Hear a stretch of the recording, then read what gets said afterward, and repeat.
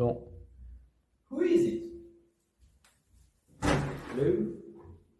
Who are you?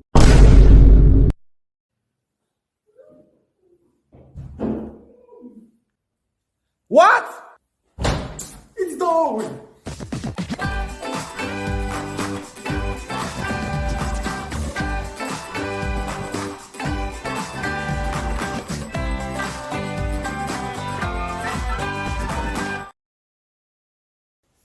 Charles Darwin was a British naturalist and biologist from the 19th century, mostly known for his study on the connections between the different species that live on Earth, called On the Origins of Species by Means of Natural Selection.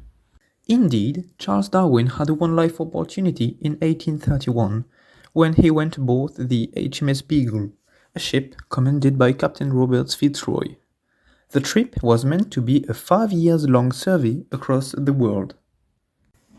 Back in England in 1836, with samples from everywhere, Darwin began to rethink the origin of every animal or plant by introducing the idea of evolution. In fact, he noticed through his journey lots of common points between animals and plants that live in completely different biomes. His observation led him to think the different species that have common features might have common ancestors as well, that would have evolved through many generations following a law he named the survival of the fittest. This natural law depicts the fact that the weaker species would die and the best adapted to their environment would survive and transmit their genes to their descendants. He wrote down all of his discoveries in the famous book On the Origin of Species by Means of Natural Selection, which he published on November 24, 1859, in order to expose his ideas to the public. The book had the effect of a bomb, so much that this new way to think the process of how life came into being had been named after Darwin as Darwin's theory of evolution, or Darwinism. But his study raised a lot of polemics, as his thoughts opposed the way the Bible introduces how mankind started at first, and then started a war between Creationism, or the Bible version of how life appeared on Earth, and Darwinism.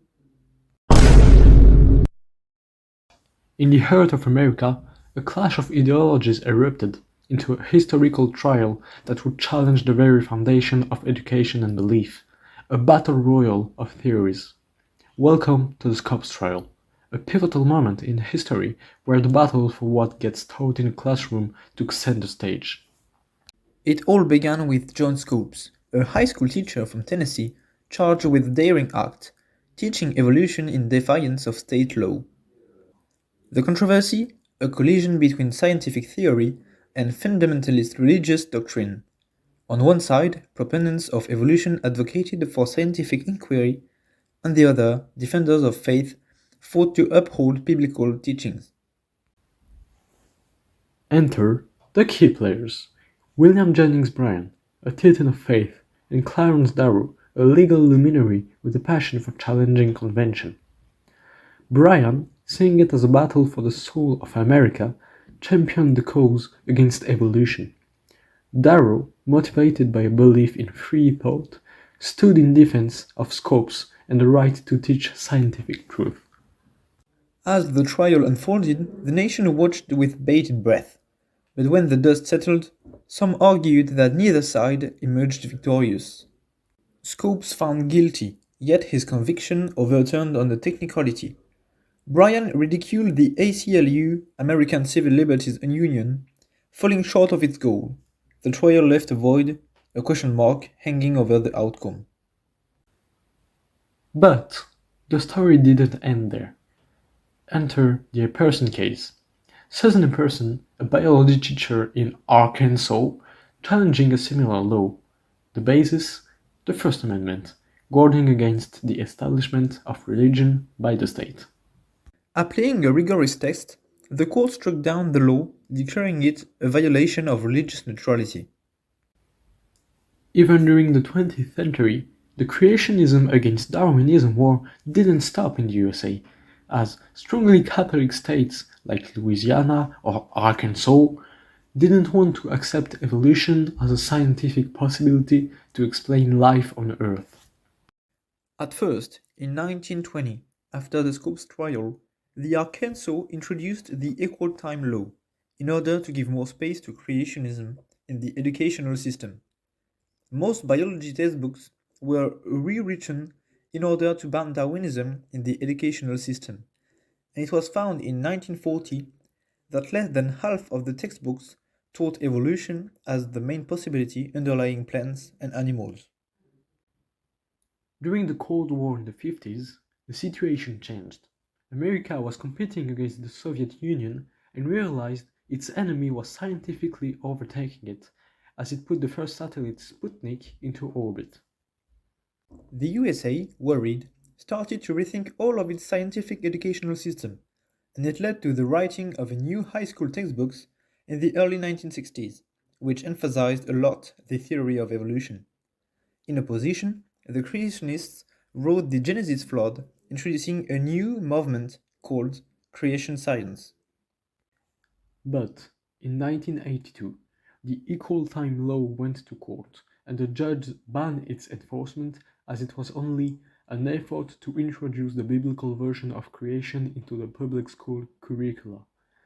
Furthermore, its effect was the advancement of a particular religious belief, which was unconstitutional as it violated the Establishment Clause of the First Amendment, which prohibits the government from making any law respecting an establishment of religion. This could have been the end of creationism in some way, but no. As the ruling was not to teach creationism in school, the door to every other theory was still wide open, and the anti-evolution movement didn't miss the opportunity. Its members chose to propose a brand new flag, intelligent design, which was supposed not to be religious. Intelligent design was mostly created in order to demonstrate flaws and gaps in evolutionary theory. There was no text to explain what intelligent design was, and many proponents disagreed on how life came into being. The only real purpose was to discredit Darwinism. Intelligent design started to attract notice during the 19s, and some school boards added to their curriculum the teaching of intelligent design, which was mostly introducing the idea to the students that evolution wasn't completely sure, and that every theory about the theme has gaps and flaws. In 2005, Dover's teachers had to read a statement to the students that claimed Darwinism is just a theory, and that a book on intelligent design was available in libraries called Of Pandas and People. During the same year, 80 years after the Scopes trial, intelligent design was given an exhaustive academic and legal examination that lasted 6 weeks in Harrisburg in Pennsylvania. The court was filled with ID attorneys and scientific experts present to oppose or promote intelligent design. It ended with a conclusion which stated intelligent design wasn't a true science and it was based on the supernatural, and then that it has no reason to be exposed in the educational curriculum. But what now? Still in 2005, a poll showed that 51% of America's population believed in creationism.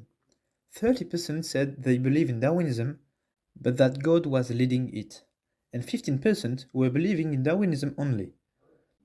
Another poll exposed that 29% wanted creationism taught in public schools. The debate continues. But was it the right decision? That, dear viewer, is for you to decide. Where do you stand on the separation of church and state, on the freedom to teach and learn without constraints? The Scopes trial and the Epperson case, 2 chapters on the ongoing saga of who decides what gets taught in the classroom. The verdict, yours to ponder.